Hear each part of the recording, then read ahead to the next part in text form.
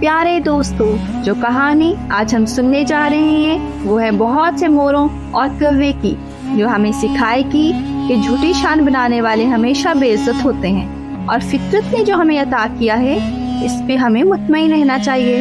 तो कहानी कुछ यूँ है दोस्तों। एक जंगल में रहते थे बहुत से कौवे, मगर ये कहानी है उनमें से एक कौवे की जो था बहुत ही नाशुक्रा। वो जिस जानवर को भी देखता तो सोचता कि कितना अच्छा और प्यारा है और मैं तो बिल्कुल भी प्यारा नहीं हूँ। इस तरह वो रहता था हर वक्त एहसास कमतरी में मुब्तला।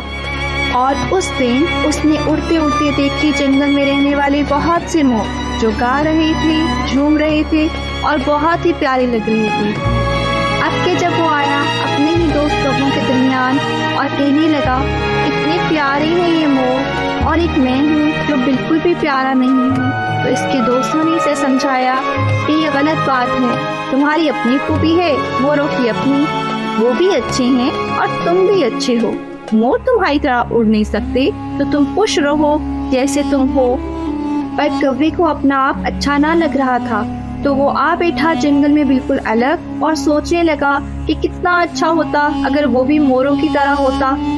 और फिर कुछ ही दिन गुजरे थे कि उड़ते हुए कौवे को जमीन पे कुछ नजर आया।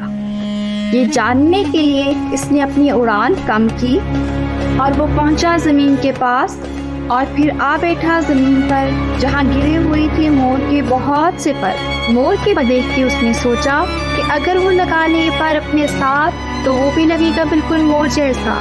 तो अब के वो बहुत खुश हुआ अपने इस ख्याल पर और लगाने लगा खुद को मोर के पर लगाने के बाद वो कौवा तसव्वुर करने लगा कि वो तो बिल्कुल मोर ही लग रहा है। और बस फिर क्या, वो आ पहुंचा मोरों के कबीले में जहां मौजूद थे बहुत से मोर। मोर इसकी धोखेबाजी को समझ गए और उन्हें इसकी इस हरकत पे बहुत गुस्सा आया। अब कि वो सब जमा होने लगे इस कौवे के करीब, बहुत करीब, और मारने लगे इस कौवे को अपनी चोंचों से, हत्ता कि कौवा गिर गया जमीन पर। और इस तरह उन्होंने इसके जिस्म पे लगे तमाम मोरों के पर उतार दिए, साथ साथ इससे अपनी चोंचें मार के जख्मी भी कर दिया।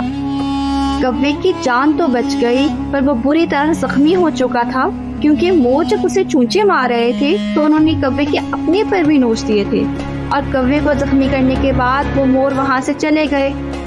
मोरों से बेइज्जत होने के बाद जब वो कौवा जान जाकर भाग के पहुंचा अपने खानदान के पास, इसकी हालत देख के वो सब भी इससे नाराज हो गए। वो इस बात पे शदीद गुस्से में थे कि इसने अपनी शनाख्त तब्दील करने की कोशिश क्यों की। इनमें से एक बुजुर्ग, बूढ़े और समझदार कौवे ने कहा, फितरत ने तुम्हें जो कुछ अता किया था, अगर तुम उस पर मुतमईन रहते तो इस तरह मोरों से बेइज्जती ना करवाते। तो देखा दोस्तों, हमें कभी भी दूसरों जैसा बनने की कोशिश नहीं करनी चाहिए। तो अब आते हैं कुछ सवालों की तरफ ताकि मालूम कर सके आपने कहानी गौर से सुनी। तो पहला सवाल है, कौवा किसकी तरह बनना चाहता था? दूसरा सवाल, मोरों जैसा बनने के लिए उसने क्या किया?